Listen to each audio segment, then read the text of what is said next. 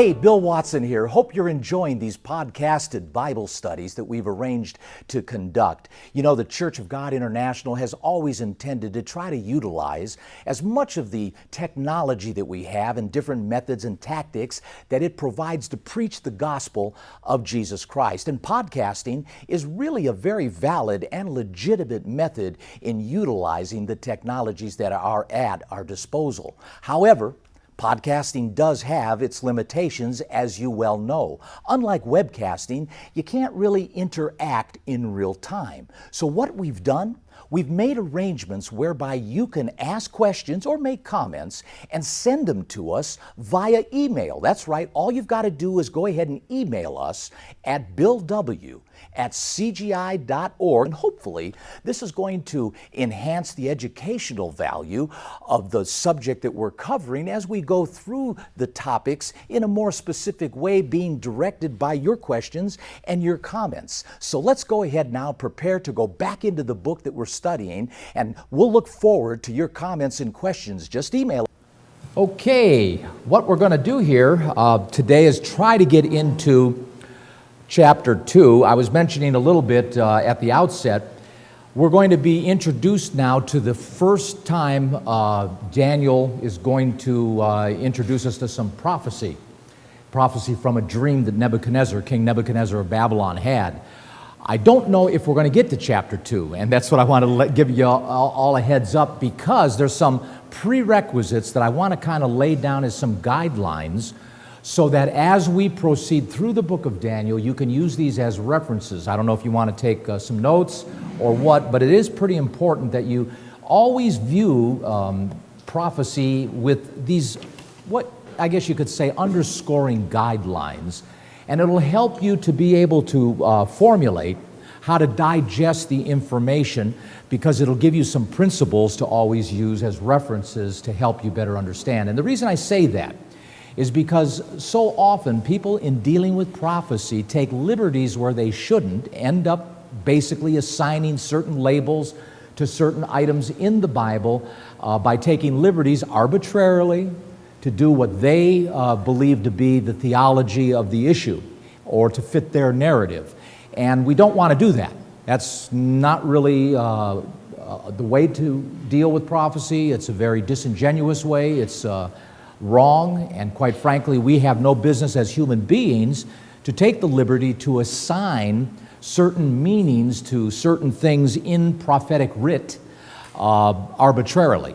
And sadly, too much of that goes on today. I mean, this is why we've got confusion already, as I referenced in the sermon, with respect to this alleged rapture happening on 9/23 of this year of 2017, September 23rd, 2 days after the Feast of Trumpets on the 21st.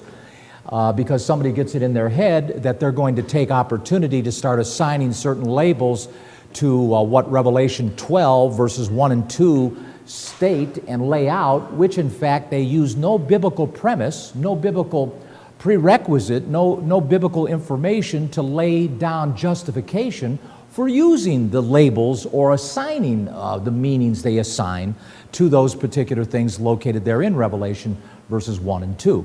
So it goes to illustrate, certainly it does take some prudence, and I think that's a good word, prudence in looking at prophecy, so that we don't over-exaggerate, so that we don't chase rabbits down wrong holes, come up with wrong ideas due to misinformed or misappropriated premises. So it's really important we take this slow, and I, in lieu of the fact of going through this, is exactly what I want to do. I want to go through the book of Daniel slowly. Because in the book of Daniel, we're not going to know everything. I'll tell you right on the bat right now, we're not going to know all of the things that are in the book of Daniel, because it is a big book, a broad book. It's a deep book. And there are some things, as you will see here as we go through this, that frankly, unless we are in God's timeline at a certain point, because He reserves the sovereign right to reveal what He wants to reveal on a military basis, a need-to-know. A need-to-know basis. I mean, that's what it boils down to. And if we don't need to know right now in the 21st century at this particular decade, X, Y, and Z, guess what? X, Y, and Z is not going to be known by this generation. And that's just the facts. And we've got to be mature enough to say, you know what? I don't know. It could be this, it could be that. But even if we say it could be this and it could be that, that'll get you a cup of coffee and a donut, because that's really not a whole lot of substance there in terms of actually having something definitive to sink our teeth into so that we might be able to recognize something that we might see coming at us. So it's important, I think, we take some time to lay down some of these prerequisites. But before we do that, I just want to kind of review a little bit of Daniel chapter 1, where in looking at this chapter, just a few high points to bring back to our attention, and noticing also some of these points that I really didn't take time to emphasize, but I do want to now in reiterating just a few items. In verse 2, for instance, chapter 1, I want you to take note that the Lord gave Jehoiakim, king of Judah, the Lord gave, Jehoiakim, king of Judah, into his hands with part of the vessels of the house of God. In other words, God gave Jehoiakim into the hands of Nebuchadnezzar. Verse 1 is Nebuchadnezzar. He's the object, and he was the one that God conceded Jehoiakim and the nation of Judah into his hands. We saw in the narrative that we referenced in the sermon today that the reason for that was because God was not going to give a pass to Judah. He was dead-eyed determined he was not going to pardon Judah for its transgressions under Manasseh. It was just too horrible. Had to hold him accountable. And God wanted to hold him accountable. But he did allow Josiah to die in peace and not see the destruction that was to come and that was indeed promised to happen. And it did, of course, come under Jehoiakim's rule and commenced, remember, three invasions. They were 605 in 605, and they were also in 590 something, 98, 97, I think we mentioned, and also in 587, 586. Those three particular invasions. The first invasion, Daniel went to Babylon. The second invasion, Ezekiel went, River Kibar. Jeremiah stayed in Jerusalem. In Palestine, you've got three servants of God in three different locations, serving in three different roles, involved and executing three different ministries. Some are interpreting visions and receiving prophecies in dreams. Others are just receiving prophecies and dreams. And Jeremiah also not only receiving certain prophecies in dreams, but in addition, actually talking to the current and present generation of Jews that were being attacked. So Jeremiah has an element of history associated with him too. Now we're going to be going back and forth here, as you're going to see as we thread through this book of Daniel, into certain areas of Chronicles, and we'll be going into Kings, and we'll be going into Jeremiah, even a little bit of Ezekiel later on, because all these guys were alive at the same time, and they all overlap in their writings. And again, it goes back, and I always, because I fell for this too, one man, God only works through one man at a time. No, he doesn't. No, he doesn't. God works through multiple men. At any time, he chooses to do so for whatever purposes he chooses to do so, and puts those guys in roles due to their gifts and their abilities and talents predicated on what he wants them for, to do to or to forewarn whomever he's looking for them to involve themselves with. So keep that in mind. Here in verse 10, I want you to notice that now God had brought, verse 9, Daniel into favor and tender love with the prince of the eunuchs. And the prince of the eunuchs said to Daniel, I fear my lord the king, who has appointed your meat and your drink, for why should he see your faces worse liking the children which are with your sort? Meaning there was more than just the four lads that Daniel was associated with. The other three, of course, that we know, Shadrach, Meshach, and Abednego. But he says here, then shall you make me endanger my own head. So this particular eunuch was a little bit concerned about his own neck, so to speak, and didn't want necessarily himself to be at risk, so he's trying to talk to Daniel about his own concerns. But I want to point out in verse 9, very important element here, and that is that God moved on the heart of this guy. Verse 9, now God brought Daniel into favor of tender love, meaning compassion or pity or mercy. So it was this guy being actually moved by God as he looked at Daniel and Shadrach and Meshach and Abednego to say, you know, these guys, I feel sorry for them. You know, I really feel, my heart goes out to you guys. And of course, God was involved in this event here that we certainly can see by virtue of the words that are written and is brought to our attention with that very fact. Now, in verse 20, we read about all the matters of wisdom and understanding that the king inquired of them. He found them 10 times better than all the magicians and astrologers that were in all his realm.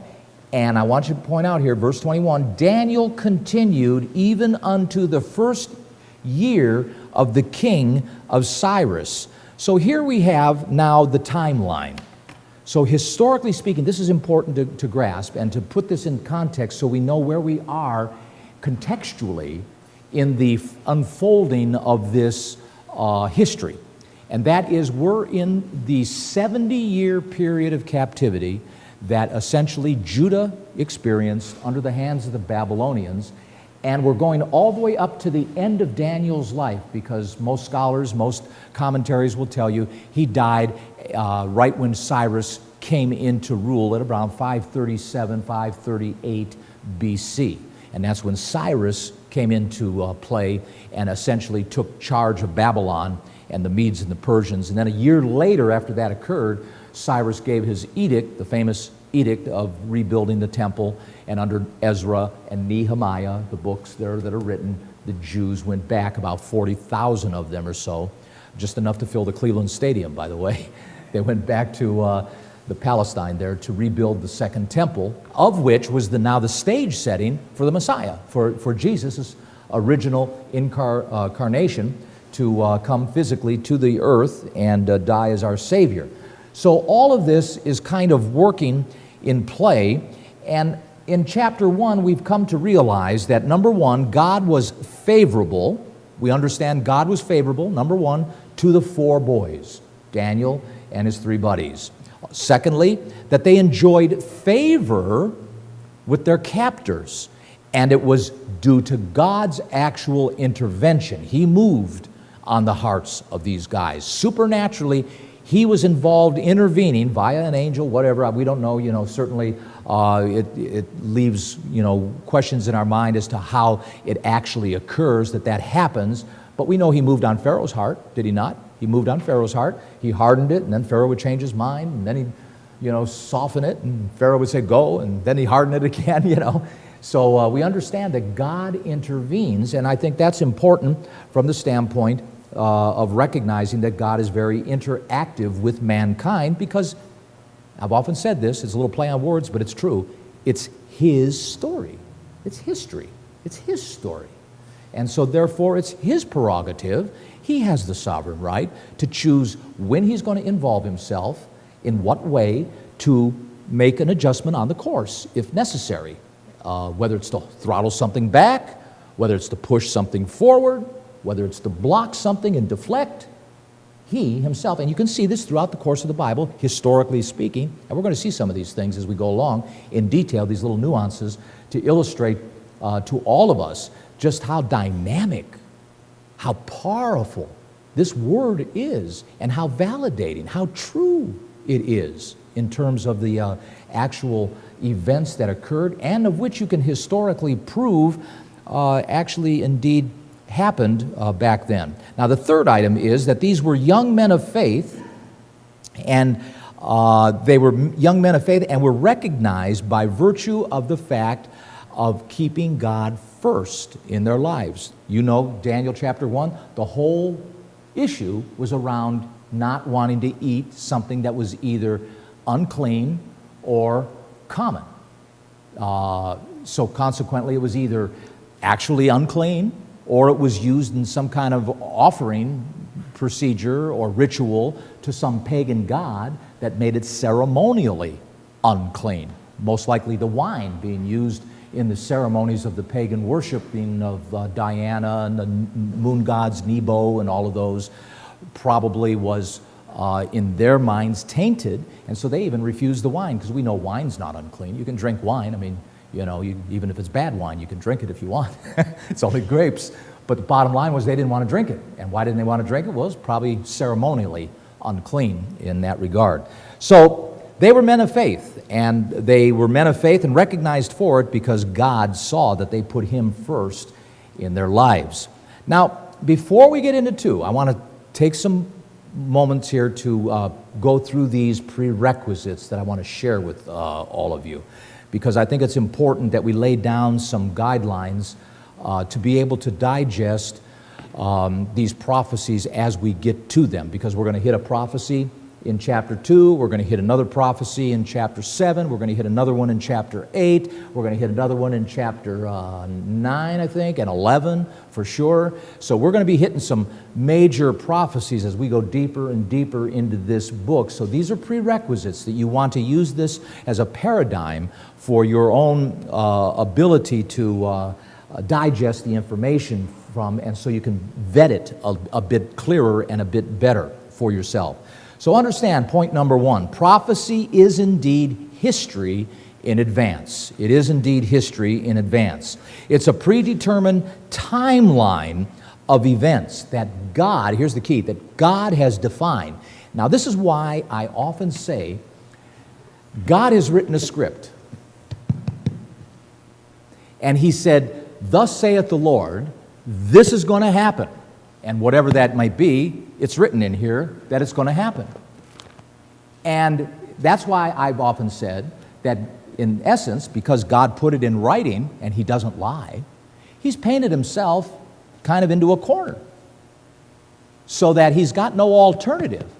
That if indeed it's a conditional prophecy, if conditions change, He's got a way out because it's conditional. But if it's unconditional, if it's no way, Jose, no matter what you do, this is what's going to happen, well then guess what? He's in a corner.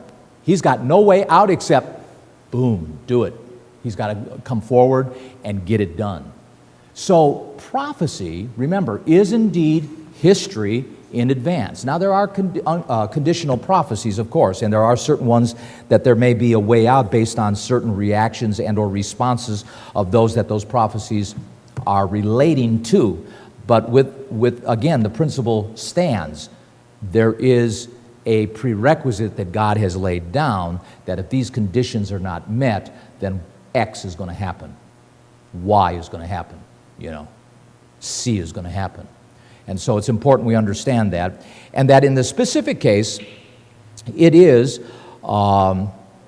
basically in this particular case, the course of Babylon's history and exactly where these prophecies are going to go and take Babylon. Remember, what we are doing here is we're commencing and actually entering into a time for the first time in the history of the world that no nation of Israel exists.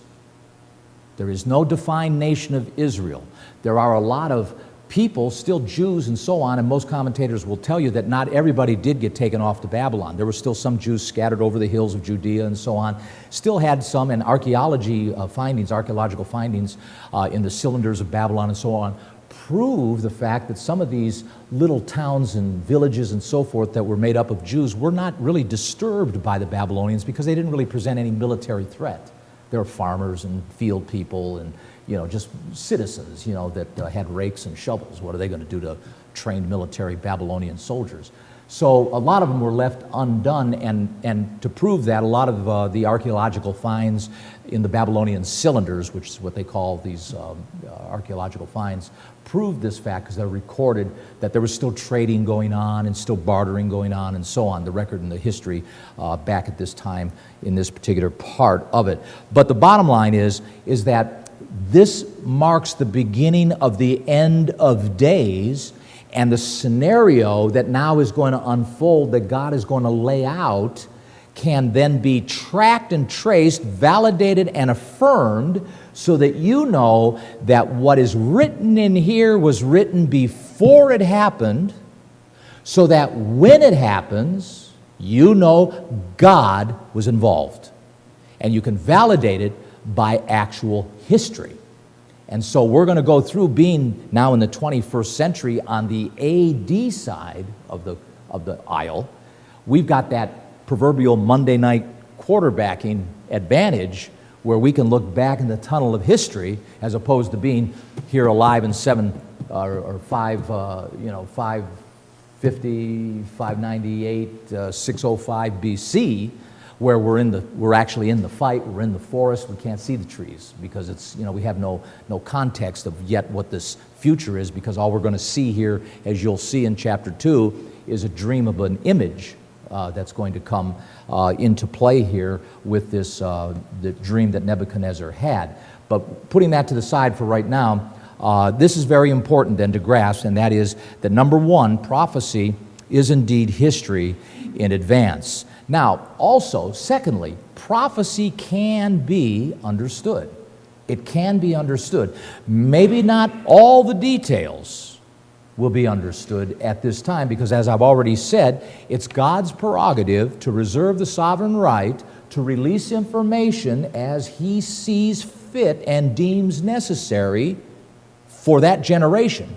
And brethren, if it's not useful, and I'm going to show you some scriptures here in a minute, if it's not useful for that generation to know a certain event, about a certain event, the truth about a certain event, guess what? That generation is not going to know it. There are prophecies, we're going to see this in a minute, that Daniel did not understand what he was writing. He was blank. Sicker than a dog. Went through a lot of cogitations, throwing up and all this stuff. He was sick and didn't understand a word that he wrote. As a matter of fact, he was even told by some of the visitations that he experienced, shut it up. It's not for your time. What?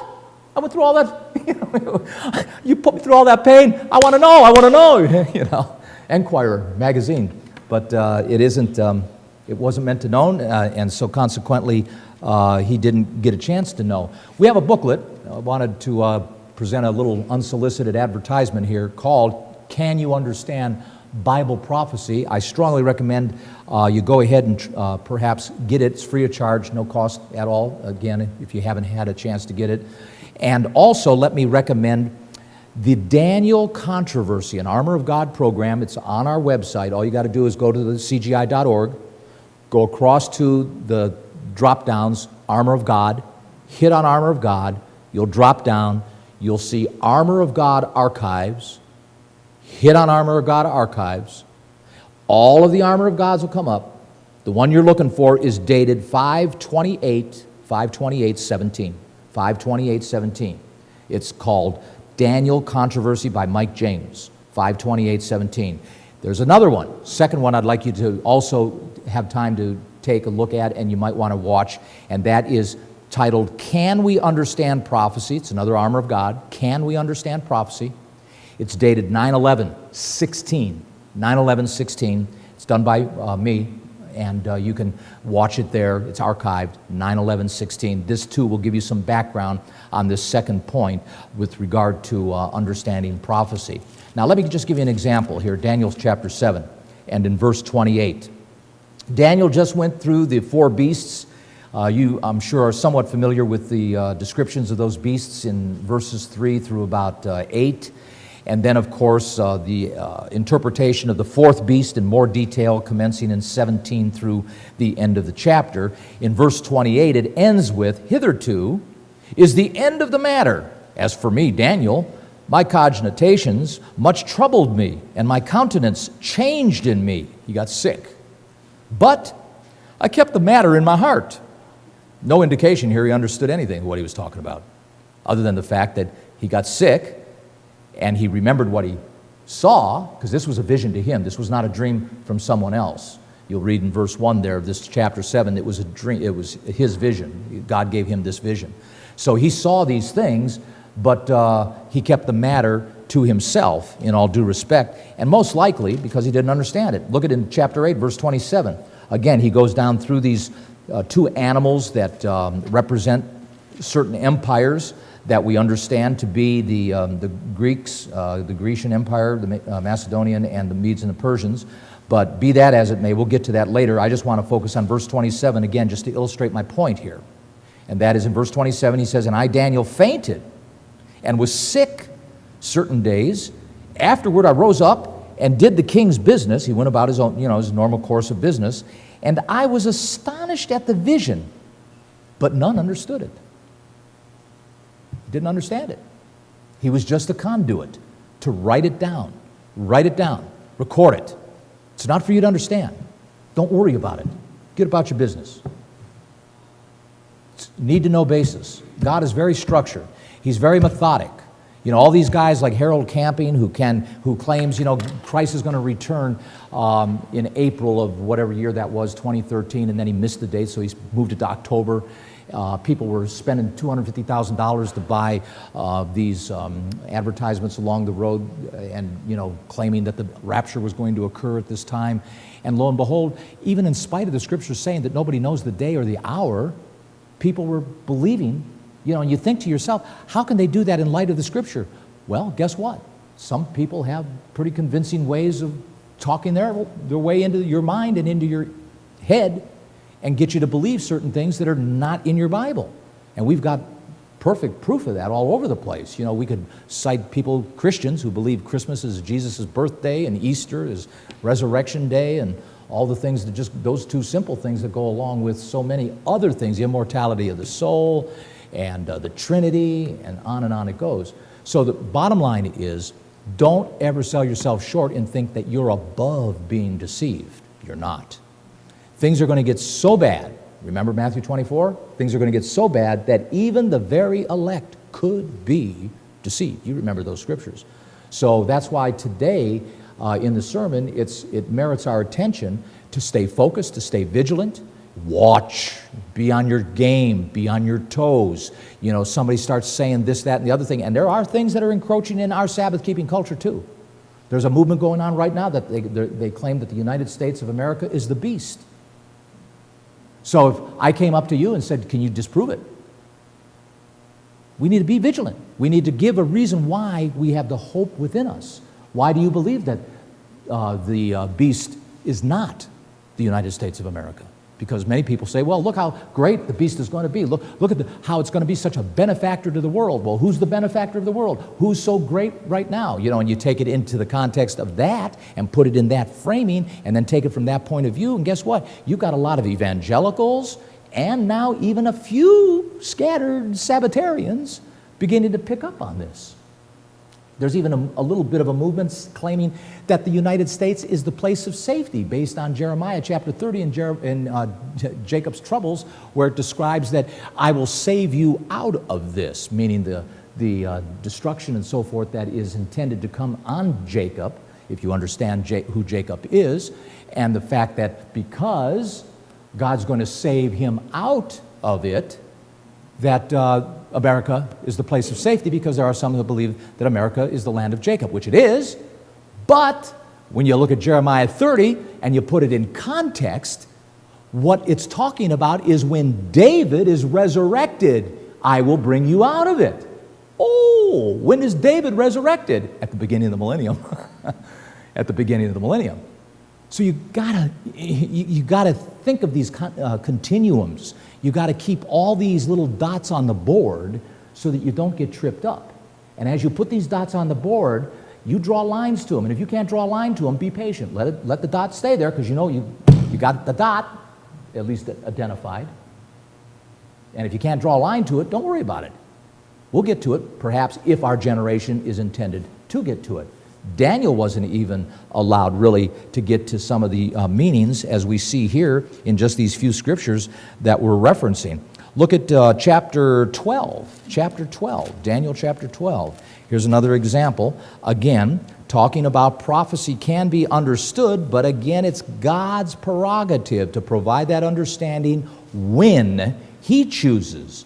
And here in Daniel 12, verse 4, God again is very clear as He gives Daniel some thoughts to consider. Verse 4, but you, O Daniel, shut up the words, seal the book, even to the time of the end, many shall run to and fro, and knowledge shall be increased. Then I, Daniel, looked, and behold, there stood other two, and one on the side of the bank of the river, and the other on the other side of the bank of the river. And he got distracted with the angels. But the point of here is that Daniel was instructed to shut the book up until the time of the end. So everything again, going through the whole chapter 11, through chapter 12, 1 through about 3, which is the longest, one of the longest, is the longest, you could say, prophecy in the Bible next to the book of Revelation. Daniel was told, sorry, can't understand it, Nathaniel. It's not the time. Just write it down. Just write it down. Don't worry about it. It's not until the time of the end. Over here, just drop down to a few more verses here in verse 8. And I heard, but I understood not. That is what these angels were talking about in the scriptures preceding. I heard, but I understood not. Then said I, O my Lord, what shall be the end of these things? And he said, go your way, Daniel. The words are closed up, sealed, till the time of the end. And of course, verse 13. But go your way till the end be, for you shall rest, meaning you shall die, and stand in your lot at the end of the days. So Daniel was really cut out of a lot of what he wrote. He went to his grave really not knowing what he wrote. He was writing about animals. He knew certain limited information because he recognized, as we will see, certain things with regard to Babylon. But even at that, he was in chapter 7. You'll find when the dream that he gets, the vision he gets, shifts. He's a bit confused. So he just kind of lists like a scribe what he saw. And what I want to illustrate to you in this regard is that it is very important that we then understand that in understanding prophecy, if we're going to understand it and have a perspective of understanding it, the Apotalismatic Principle needs to be applied. That's number 3. The Apotalismatic Principle, A-P-O-T-E-L, Apotalismatic, A-P-O-T-E-L-E-S-M-A-T-I-C, the Apotalismatic Principle. Now, what in the world is that? That's just a big religious word. What it's talking about, the Apotalismatic Principle, is simply we understood it, or we were essentially told it over the years as duality. But it's more than just duality. It's more than just duality. It is also multiplicity of application. Let me read you this definition. And that's why I'd like you to see that Armor of God program, Can We Understand Prophecy? It goes into detail about this particular principle, which is so very important to understand when you're understanding prophecy. For instance, here, this is the meaning of the Apotalismatic Principle. Quote, this principle affirms a prophecy fulfilled or partially fulfilled or unfulfilled at the appointed time may have a latter fulfillment or a reoccurring fulfillment or may have a consummated fulfillment.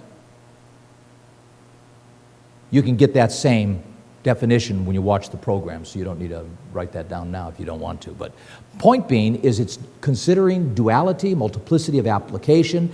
It also goes to context. It goes to the fact of reading from the present context and considering.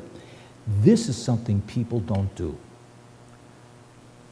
I'm going to show you some scriptures here in a minute. We're going to just take a little exercise here to show you what I'm talking about. But understanding the timeline of when these prophets lived, is real critical in understanding who and what they're talking to at the time they're talking. And of which, when you look at it from their point of view in their time, that's why it's important for you to find out when they lived and when they died, then you can know that if indeed what's happening around them, because let's face it, Jeremiah was living in a time of what? War. They were being invaded by Babylon.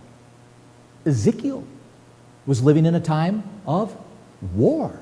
They were being invaded by Babylon. Jeremiah, Daniel, Ezekiel, all of them were living in a time of war while Babylon was attacking them.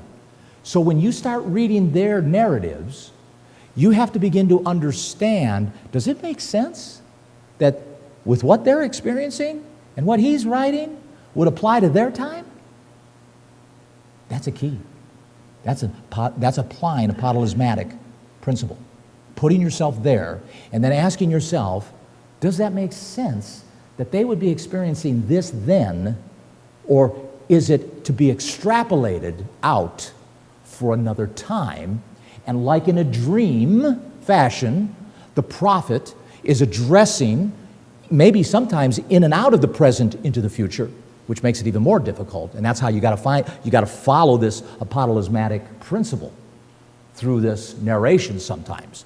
But the point of it is that there are indeed times and opportunities to apply this. Case in point, and I won't turn there, I'm going to turn to something else, but I will reference this with regard to Matthew 24, Mark 13, and Luke 21.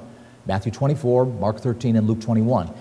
Jesus said that the time is coming when one stone will not rest on another, pointing to the temple when he was on the Mount of Olives there in those 3 chapters. And that's where he was. He was talking to his disciples. And they said, tell us when, tell us when. And he said, well, this is when it's going to happen. And guess what?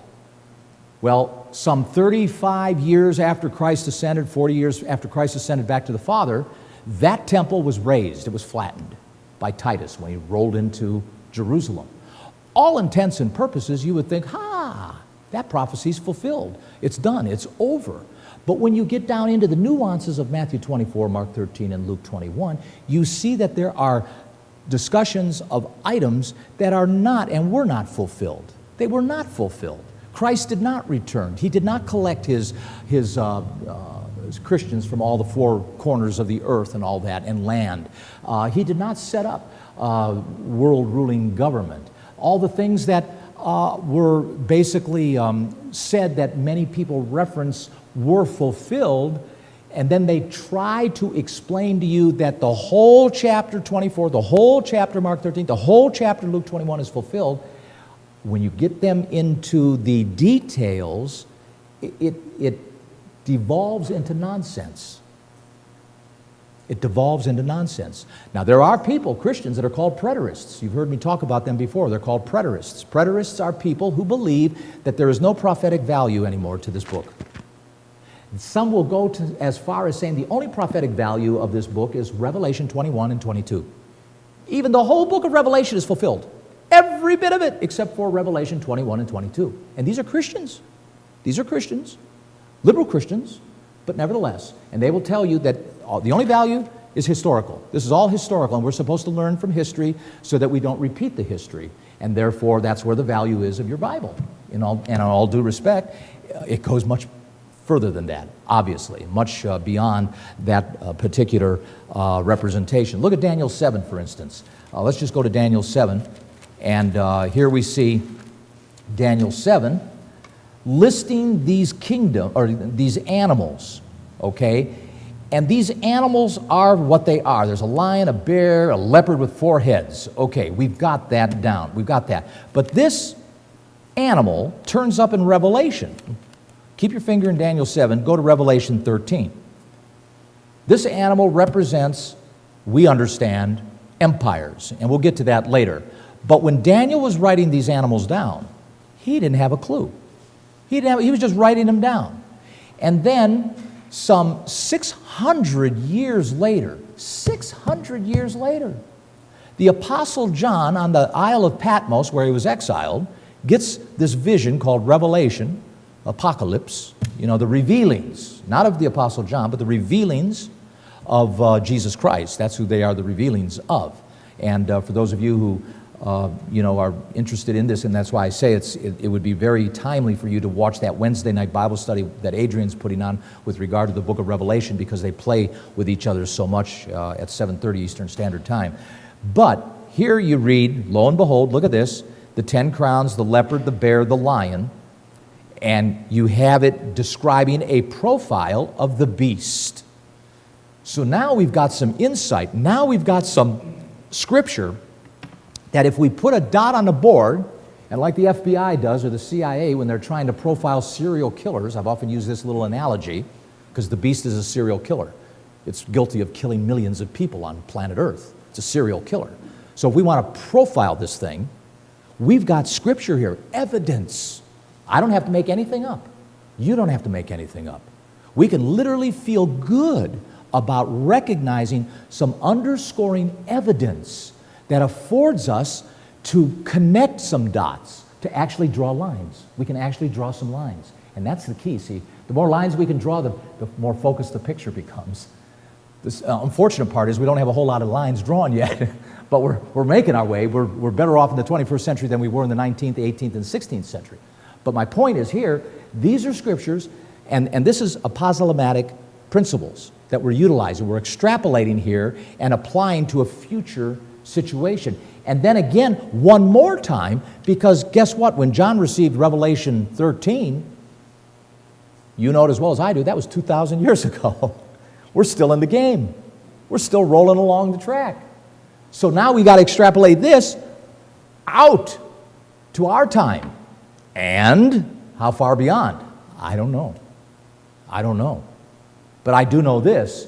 There are some dots in here that have me very disturbed from the standpoint of timeline, because they are legitimate dots of consideration in a day and age, pragmatically, that all of us in this room know could literally today, with the weapons of mass destruction that exist on this planet, destroy everything that's alive.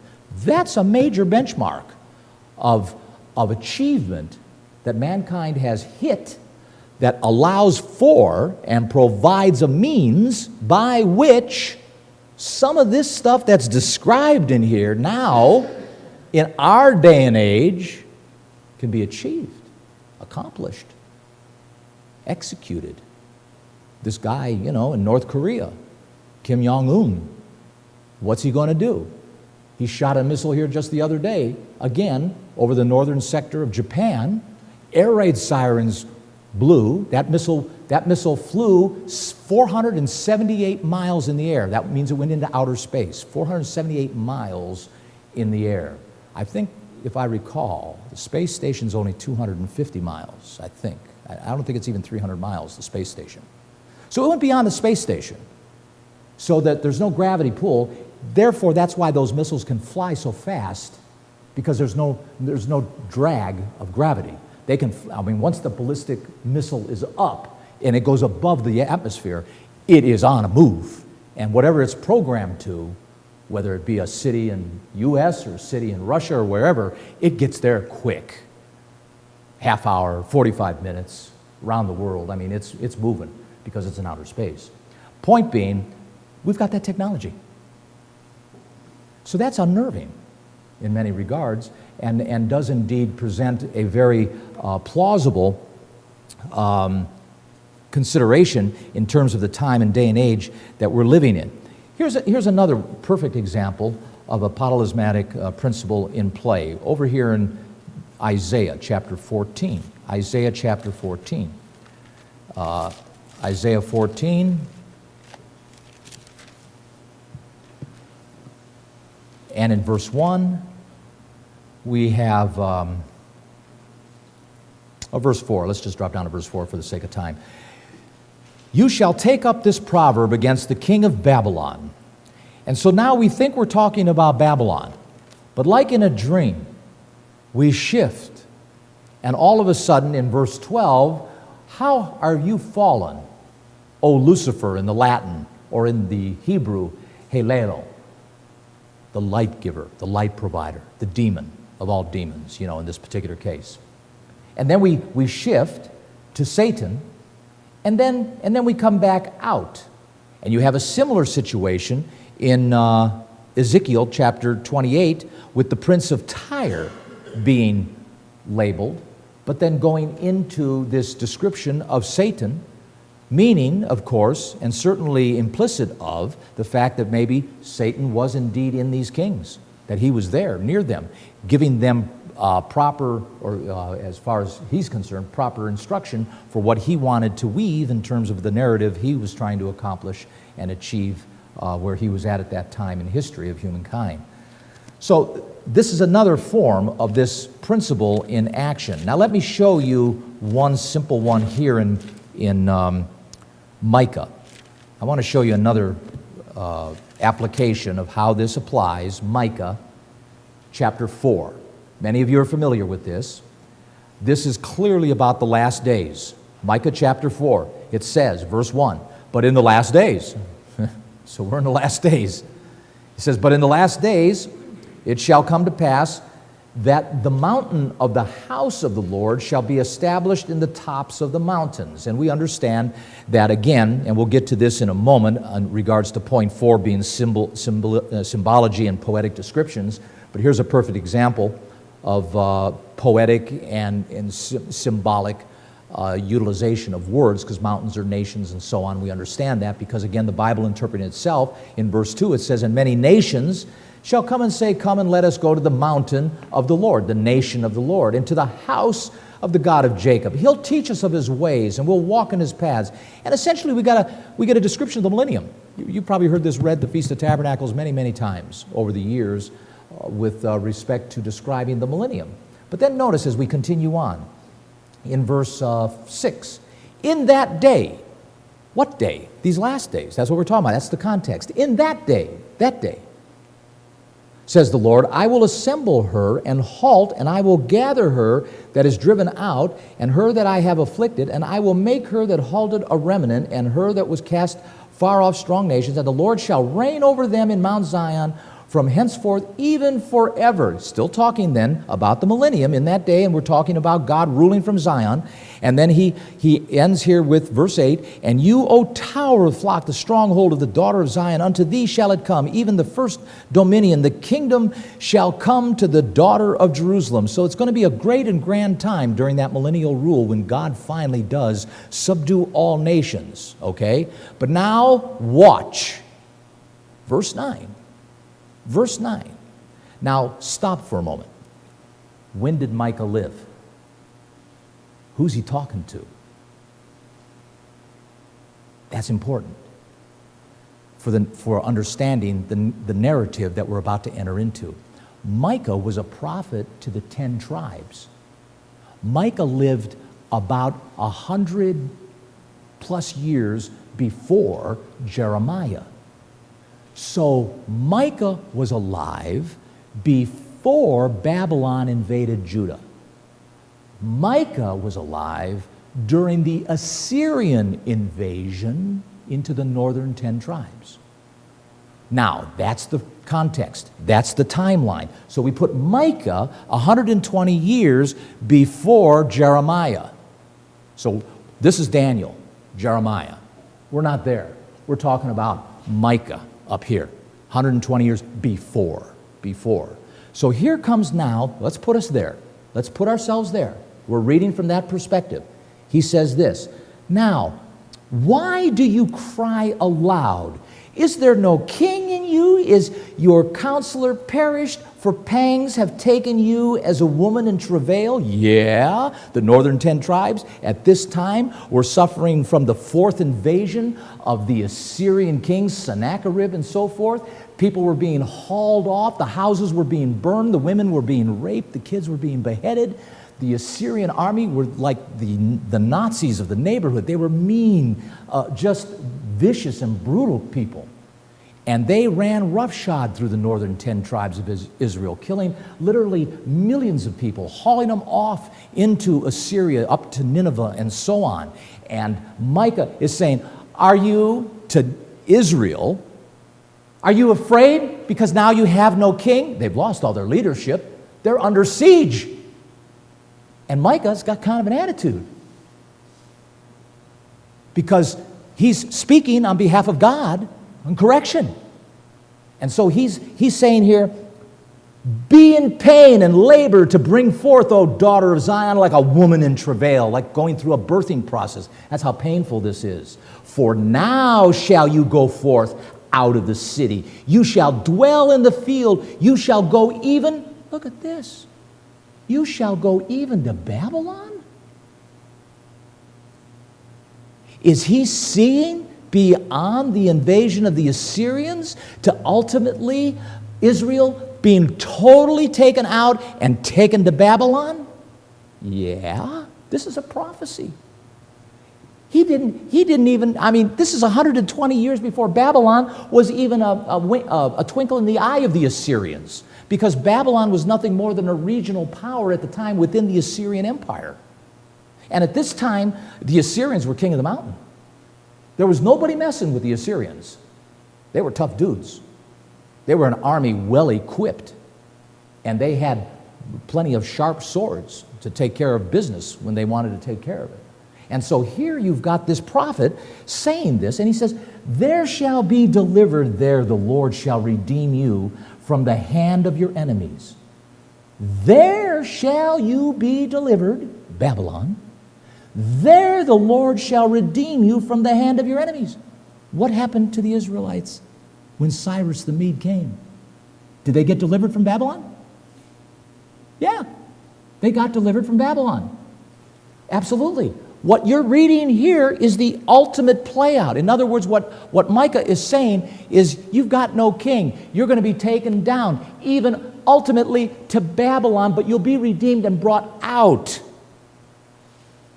And guess what? We're going to see that after 70 years of being captive. But this is a prophecy that was spoken 130 years or so before it all happened. And he's bringing it to the ultimate end here by stating, redeem you from the hand of your enemies. Verse 11, now also many nations are gathered against you. Yeah, they are, because with the Assyrians, they had alliances. They had the Moabites, they had the Amorites, they had a lot of people. They had a lot of people. And they were the kings, and they ruled. And so now, Micah says, also many nations are gathered against you, Israel, that say, let her be defiled, and let our eye look upon Zion. But they know not the thoughts of the Lord, neither understand they his counsel. Watch this, brethren. For he shall gather them as the sheaves into the floor. Arise and thresh, trample, that means, O daughter of Zion, for I will make your horn iron. I will make your hooves brass. You shall beat in pieces many people. I will consecrate their gain unto the Lord, and their substance unto the Lord of the whole earth. What? We're being taken over, and you're telling me that the time is coming when we're going to have a horn of iron, and we're going to thresh our enemies, and we're going to have our way with people? And we're being taken captive. Our houses are being burned here. My wife has just been killed. My kids are gone. I don't even know where they are. My chariot is burning there. Look at that. There it was. I had 2 chariots in that garage. I got nothing now. What are you talking about, Micah? What are you smoking? We're under siege. You see how this doesn't apply? It doesn't make sense for Micah to even be saying this. If Micah is saying what he's saying, that's a cruel joke. It's really a cruel joke to say that, again, that we're going to have a horn of iron and make the hooves brass, and you shall beat in pieces many people, and I'm going to consecrate you. Chapter 5, verse 1, now gather yourself in troops, O daughter of troops. He has laid siege against us. They shall smite the judge of Israel with a rod upon his cheek. Now he shifts to Jesus and talks about the Messiah and about Bethlehem, and talks ultimately how they will win and beat up all of their enemies. He takes this narrative down through, talking about Bethlehem, O you Bethlehem, Ephratah, though you be a little among the thousands, and this is a prophecy of Christ. Therefore will he give them up until the time that she which travails has brought forth. Then the remnant of his brethren shall return unto the children of Israel. He shall stand and feed in the strength of the Lord. Talking about Christ, this man shall be the peace when the Assyrian representing the enemy, shall come into our land, and when he shall tread in our palaces, then shall we raise against him 7 shepherds of a number of perfection, and 8 principal men, and they shall waste the land of Assyria. The time's coming. Israel will waste the land of Assyria, and the sword of the land of Nimrod, that's Babylon, Nimrod, Babylon. So the Assyrians and Babylon are both ultimately going to be taken care of by God, and in particular, this Messiah that's going to be born in Bethlehem. And he says, thus shall he deliver us from the Assyrian when he comes into our land and when he treads within our borders. In other words, the time is coming, we Israelites will not have to worry about our enemies beating us up, because our Messiah is going to take care of us, and he is going to do what needs to be done to our enemies and protect us. But look at this. You talk about Apotalismatic Principle application. Verse 7. How does this apply? And the remnant of Jacob shall be in the midst of many people, as the dew from the Lord, as showers upon the grass, that tarries not for man, nor waits for the sons of men. And the remnant of Jacob shall be among the Gentiles, in the midst of many people, as a lion among the beasts of the forest. Very poetic, very metaphoric. As a young lion among the flocks of sheep. So this remnant of Jacob can both be tough, like a lion in the woods, or it can be gentle and play with the sheep. It can be either way, this remnant of Jacob, who's going to be living amongst the beasts of the field.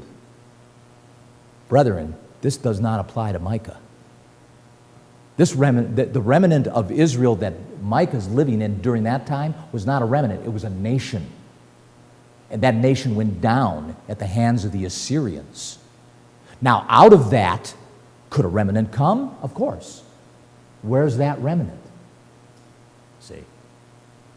Now, if you take the fact that that remnant over a period of time, as you understand, a dot on the board, that a great company of nations and a great nation does indeed represent a remnant of the cultures of Israel down in the future, you can see how the United States of America, amongst the beasts of the field, the Gentile nations of the world, is living as was Great Britain and the Commonwealth nations, and they are in and amongst the beasts of the field, and both can act tough. World War I, World War II are both notches on the belts of those cultures, as well as who are the first ones when disasters hit, and can play with the sheep and be gentle and merciful and take care of whatever needs to be taken care of charitably. I don't see it happening from Saudi Arabia. I don't see Russia oftentimes running to the aid of other nations. I'm not sure I understand any bodies of other nations being buried in other nations for defending those countries, as opposed to Americans who are buried in France and buried in Germany and so on and so forth. So you begin to see that a remnant of Jacob shall be in the midst of many people, as dew from the Lord, as showers upon the grass, that tarry not for man, nor wait for the sons of men. And the remnant of Jacob shall be among the Gentiles in the midst of many people, as a lion among the beasts of the forest, and as a young lion among the flocks of sheep, who, if he go through both, treads down and tears in pieces, and none can deliver. In other words, if that lion wants to unleash its full power, nobody is going to be able to take care of it. I mean, it's going to have its way with any beast of the field. That's what it's saying. When it gets, that remnant gets to that point, that is a major point. Well, guess what? I wish it would stop right here, but it doesn't. Look at this. Your hand shall be lifted up upon your adversaries. All your enemies shall be cut off. So you shall be a winner. You shall be the fighter. You shall be the victor. And we were. Were we not? World War I, World War II? Have we not been basically the balance of power? The United States and Great Britain, the British Commonwealth, these cultures, have they not been the balance of powers over the beasts of the field of the world? Of course they have. if there has been any kind of force that represents anti-globalism and anti-one world order, in other words, populism and nationalism, if there's any one nation and or peoples that represent nationalism and populism, it is indeed the United States of America and Great Britain. Look at Brexit. What's that all about? It's about nationalism. It's about nations with borders. Globalists, one world order people are all about nations without borders. It takes a village. And frankly, that's what you've got going right now. You've got globalists against nationalists. And yet your Bible talks about the ultimate globalist one world government winning. Revelation 17, the end game, what we see described is 10 nations pooling their assets together to give this beast and false prophet power over the world, to become the benefactor described in Revelation 18. As you read the demise of the beast, you'll see how big it was and what a benefactor it was to the world. If you read between the lines, because that's a description of its decline and its demise, but nevertheless, it gives you a good description of how big it got and how big it was. So it's important that you understand that ultimately globalism wins out, and most likely why is because now, verse 10, it shall come to pass in that day, says the Lord, I'm going to cut off your horses out of the midst of you. I will destroy your chariots. I will cut off your cities of your land, throw down all your strongholds, that's your military.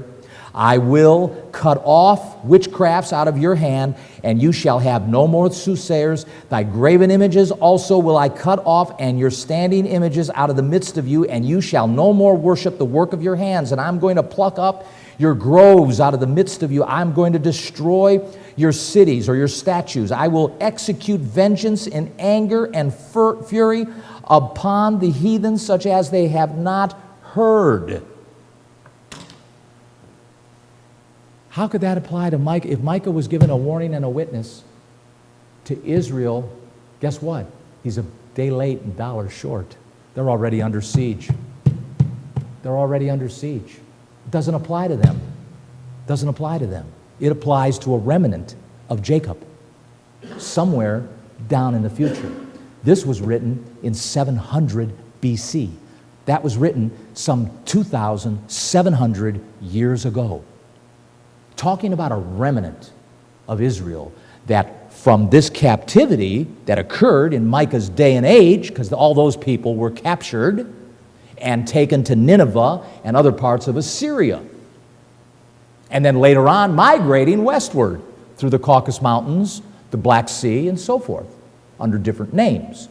But be that as it may, the bottom line is, at some point that remnant seed would coalesce into a Jacob culture, of which would connect with this Judeo-Christian message and consequently go forward into fulfilling this Apotalismatic principle of futuristic descriptions of a remnant still in the future.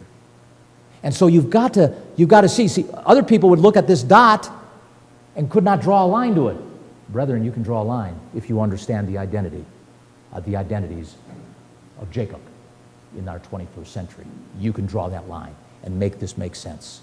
And that's what gives you a key to insight and also an understanding of the vulnerability, volatility, danger, and jeopardy our nation is in right now, knowing full well its relationship to God based on what these words describe God expects and what we're doing out here in real life. And guess what? We're not unlike Judah, and we're not unlike Israel. That's the example. That's the tie-in. And therein lies the understanding of the Apotalismatic principle in action. Point 4, I already touched on it, symbolism and poetic description. We've read some of that on how beasts can be nations, waters can be people, horns can equal leaders, women can be the church or Israel. We see all of that. Point number 5, we need to understand there is a timeline and a sequence. There are patterns. There are patterns which God has laid down, of which He follows and occasionally repeats. So once you now get into a pattern, once you begin to recognize a pattern, then you can begin to see certain repeats. Case in point, king of the north, king of the south. When you understand the king of the north and the king of the south prior to, you know that they came out of Alexander's army. Two guys, the Seleucids and the Ptolemies, two of four that actually came out of Alexander the Great after his death. Cassander and another guy that I always forget. Those two dropped off, and the only two that were left was the Ptolemies and the Seleucids. The Seleucids represented the northern kingdom, and the Ptolemies represented Egypt, the southern kingdom. And those two morphed into Rome because the Seleucids beat up the Ptolemies, and they became Rome, the fourth beast. We know that. So then when you begin to extrapolate that pattern, you begin to see then an end time repeat that is underscored by, of all things, Revelation 13 that we just touched on. But you begin to see that. And once you begin to understand who the animals are in Daniel 7, which we'll get to, I know we're getting a little ahead of ourselves, but I'm kind of laying some groundwork here so when we hit these things, you'll be somewhat familiar and oriented on it. You'll see that that description and profile then is extrapolated out through the Apothalismatic Principle to the end time, and to say, aha, that's what we're looking for. But how do we get there? Is it through the European Union? Is it through the compromising of the United States into a mishmash of just fighting and becoming part of a world order? Well, we're going to see some of this. And we just went through Micah 4, which doesn't seem to indicate. What seems to indicate is there is some very hard ships coming down on the United States, because God is going to hold, as He held Judah. God said, I'm not going to pardon Judah. Josiah, you're a good guy. I like you. So I'll guess what? I'll throttle back this spanking. I'll throttle back my spanking. But I'm not letting them get away with it. I'm going to spank them. I'm going to spank them. And so you have Jeremiah chapter 30 when you read the situation with Jacob's trouble. But that's another story. Number 6, the last one, and certainly very important item, and that is that prophecy, point 6, prophecy does indeed prove the Bible. So prophecy can be characterized in many fashions. It's very important we do not personally interpret the prophecies. It's very important we take our time and that we go through this particular exercise with caution and prudence, and guard against taking too much liberty in attempting to label things to fit our narrative. It's much fairer and more genuine and a lot safer, especially in light of this. And this is where I'm coming from. If you go back to Revelation chapter 22, it says this very clearly, that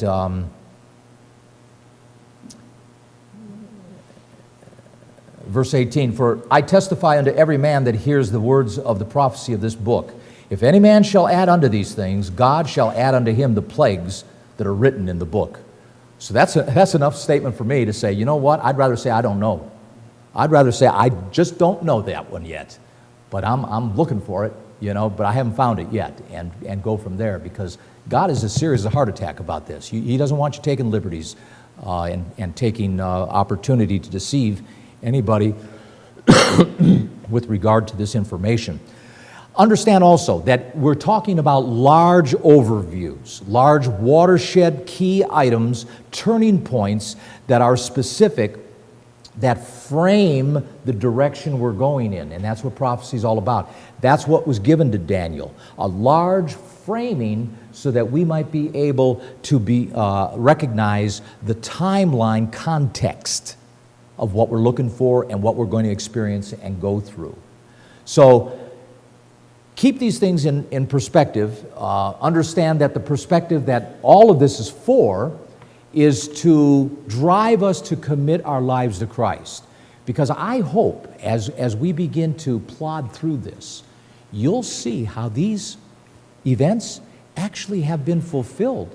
And when you realize that they were written hundreds, in some cases hundreds of years before they happened, you can't help but, I mean, to be amazed. You read, Nostradamus and all these guys, these seers and what have you, and people get all Twitter-pated and really all, excited and everything about this, that, and the other thing. Oh, was Kennedy's assassination was prophesied in this word and that word, and what was the other one, the Da Vinci Code? Remember that book and all that? And people get all kind of starry-eyed about trying to figure out this conspiracy idea or this narrative here. But I'll tell you, the Bible, man, when you get into it and really read the nuances and understand through your studies the timelines, when did this guy live?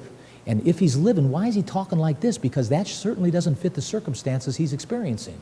Because if he was living at this time, which the commentaries tell me that he did, well then, why is he talking about this? How can he even say that, things are going to be nice and good and fine, when in fact, man, his house is burning, he's under siege, the Assyrians are running up and down the street with swords and spears. I mean, how can he be talking about good times when it's not good times? Well, because he's not talking about that time. He's talking about another time. So it's important we stay alert to that and certainly keep that in mind, and that, as I say, all these prophecies should drive us toward a deeper relationship. And that's why I was getting to the point, a deeper relationship with Jesus Christ. So I think what I'm going to do is I'm going to wait to launch into chapter 2. I wanted to lay this down, though, because I wanted to take some time to just present some premises and some foundation on how to view these things. Let me just rehash real quickly. Prophecy is history in advance. That's number one. Number two, prophecy can be understood. It can be understood.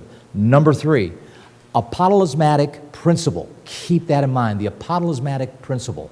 Very important principle to keep in mind. Number four, symbolism and poetic descriptions. Understand, they're used like salt and pepper throughout the Bible. Symbolism and poetic descriptions. And therein lies a big, quite frankly, pitfall many people take advantage of to draw certain labels and identities to any kind of symbol they choose to fit their theology. And that's dangerous. That's dangerous. You've got to have Scripture underscoring these symbols and underscoring these poetic descriptions. And we do, enough to say confidently, for instance, beasts can be nations, waters can be people, horns can be leaders, woman can be the church or the nation Israel. All of these are certainly supported and substantiated by Scripture, you can prove. So number four, symbolism and poetic descriptions. Number five, we need to understand there is a timeline, there is sequence, and there is patterns. And of course, number six, the last one, prophecy is proof of the Bible. Don't forget the booklet. We will pick up on number 2 after the feast. Look on the website for the date, and we'll pick up sometime when we get back from the feast. Have a good feast, everybody, and we'll see you back here when we announce the next date.